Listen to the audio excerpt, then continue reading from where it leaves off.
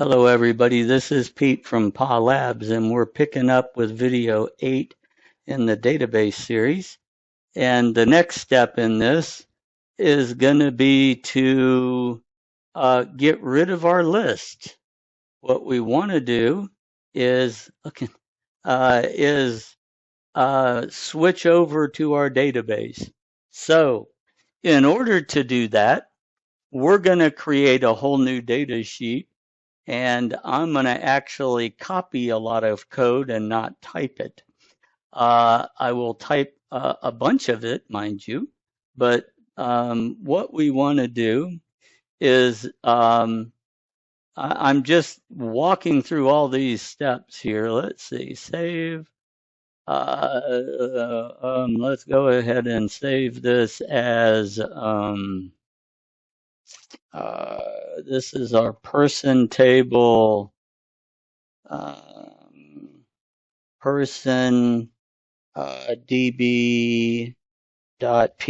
How about that? So we're identifying this as a person database piece of code. Let's pick that up so I can get to this and hit save.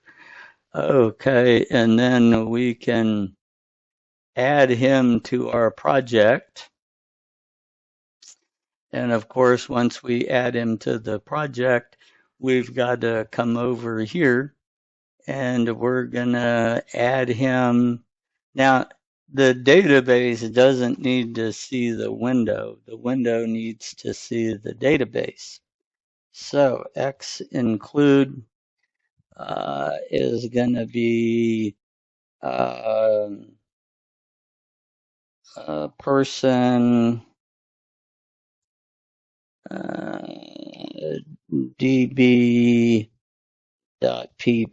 I think is what we called him, right? And we can run this real quick, and that will tell us right off the bat. He'll either find him or he won't. That's using the compiler for your benefit, not for his. Look at that. So he found it. So I got all that typed right. Okay, so what I want to do is let's come up here, and you need to start learning some of the database stuff. All right, now this is going to be a all right, so we've done this step. Let's come down here and start talking about our database. Our database is what I would term, and I think it is officially termed, as semi-permanent data. It's semi-permanent because you can delete records out of your database, so it's obviously not permanent. If it's not deleted, then I guess you could say it's permanent, assuming that the database doesn't die or somebody delete the actual database itself. So it's a semi-permanent data. You can turn the application off, reboot your computer. He should be able to connect to the database, and then he will be able to read the database, and the data should still be there. Now, a database has both tables and something called a view. Now, views are kind of like a dynamic table. If you link pieces of tables together, that would become, and you save it as a view, how you've pieced it together, and I'll show you when we get there. Then that is a view. It doesn't really exist as a table. I don't use views much, but I know a lot of people who do. From what I've seen, it's easier done just to write the query, and that's about it. But a lot of people I know use views. They come with a little extra baggage because when you call a view in code, the database has to go assemble it and create it in place, and then it runs your query against the view. So there's a little extra time involved there versus just linking tables in your query. But most databases handle that so fast it really doesn't matter unless you have millions upon millions of records. Okay. Now, tables and views have fields. Fields, as you know, are ID fields. They have string fields. They have varchar. If we bring up this guy here, our IDE or the database guy, we can come into our fields and let's come into this and say, okay, let's say table edit. So if I were to come into here and add a field, you have a field, a data type field, right? You have blobs, which is a binary large object, which means an image, a file. Okay, those are all blobs. You can actually put them in the database. You have text. Text is what we term today a CLOB field, a CLOB, which is a character large object. Instead of being binary bytes, it's actually string fields, a gigantic string field. You can put the Encyclopedia Britannica or something, a book inside a CLOB field. You have a numeric varchar, which means that's an n varchar is numeric variable character length. So it's expecting a character, but it better be all numbers. Okay. Varchar is, varchar here is variable character. That can be letters, numbers, spaces, the whole 9 yards. You have a timestamp, you have a date, you have time. These are separate fields.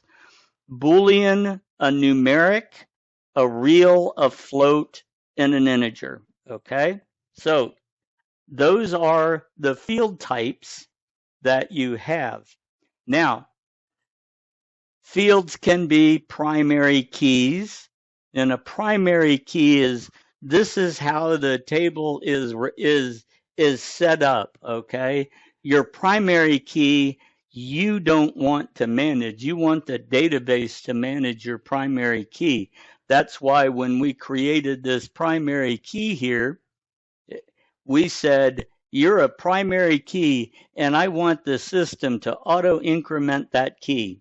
So every time I insert, when you create a record in SQL, and we're going to get to SQL momentarily, when you insert a record into the database, that means create, then he'll give you the next number in the series. Otherwise, you can update an existing ID or you can insert. Okay, so auto increment is a tremendous feature. Literally every single database has it in some form or other. Most databases just call it auto increment. Oracle is an example where they don't call it that way. You actually have to do a script in the database to get it done. But ending result is there's an auto increment field. Okay, so you can create views, which are linking tables together. So now, if you have, let's see, that's all I really want you to think about in databases right now. There's other types of fields from the standpoint of this ID is a key. The database keeps an index of these so you can retrieve them in index order or ID order really, really fast. Well, you can put indexes on names so you can sort them by name and make it alphabetical and that sort of thing. Those come in handy if you have lots of data. Unless your data crosses, I would say probably 5 or 10,000 records, there's really no reason to do any of that. You'll never see it to benefit in that. Okay, so now we've gone through the fields. You got strings. Okay, this is CLOB is text in this guy. Strings are varchar. Let's go ahead and put varchar in here. Variable, VARCHAR. Okay, variable character. You have various numbers. You have CLOB, which he's calling text. Okay, text equals CLOB. In the old database, DBase 4 and stuff days, this was called a memo field, but today it's either CLOB. They're calling it text. No worry. So then you have your special fields, primary key, foreign key. Okay, so what is a foreign key? The primary key is the key to my table right here. A foreign key is a reference to another table, and that's the table record that I'm linking to in that other table. And we'll get into more foreign keys later. So the other thing you have is indexes, and unless you have 5 or 10 or 15,000 records in your database, then you don't need to worry about indexes. When you have that, then you can actually go in and say, hey, index on this field and this field and that sort of thing. And you'll do that in your database administration tool. Now, how do databases work? What language do databases use? The language of databases is SQL, SQL. I forget what it stands for. I'll think of it later. Old age is hell.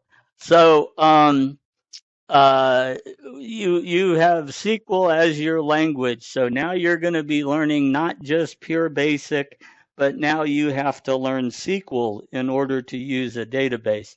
The beauty is SQL is not difficult to learn. And what you're predominantly going to write with SQL are, yes, three basic things. You're going to write inserts, where you're adding records to the database. That'll be your create button and your create step. You're going to write updates, which is the modify an existing record. So you're going to update based on a key, or you're going to delete, and that's delete from the database table based on the database key record. In addition to those, you can't do anything until you open a database. And once it's open, you want to do what you got to do and then get out and close the database. At all times, you want your database in a state of closed. That way, if the power fluctuates or the other day I had a lightning bolt hit nearby and it shut down my entire PC. Just we lost power for an hour and a half because of a lightning bolt in the middle of just doing stuff. And what you want when that happens is your database to be closed. If your database is open, you run the risk of having corrupted data.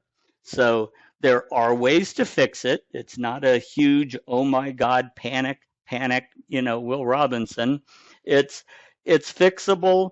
Most administration tools have a database repair, which you can run. There's a database compact that you can run from your administration tool. And there's ways you can do it from code. But those steps are kind of out of scope for this series of videos. So the other thing you're going to do is you're going to do queries. Queries are trying to find something, find data, find record with an ID number of 27, find data where the first letter is capital P, find data where age is greater than 60 and is male. Maybe you want to do that kind of a query. It's how do you find something in the database is a query step. So what we're going to work on are these guys right here, from open to close to this.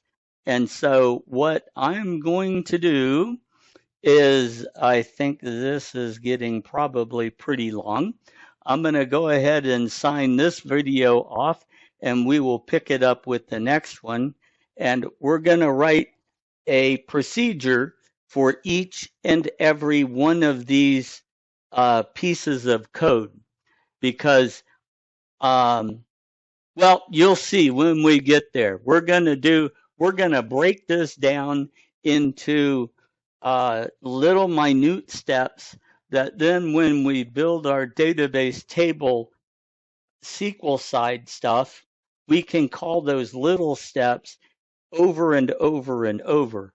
So if you remember, you gotta create, we gotta modify, we gotta delete, we gotta find. We may actually have more than one find, and we're gonna have lists and we're gonna have all kinds of stuff in here, right? So we don't want to write 17 different open a database. We don't want to write 17 different closed databases that are exactly the same. We don't want to repeat code. We want to set it up once and then reference it everywhere. That way, if there's a tweak or a change, we only got one place to change. So that's going to end this particular video, and we will pick up with the next one in just a second. And I think that's going to be, that's going to be this one that we're going to start working on this. And I'm going to inject a bunch of SQL language stuff to you and intermixed of that. I'm not going to do language separate. So I want to thank you for watching this video and stay tuned for a lot more.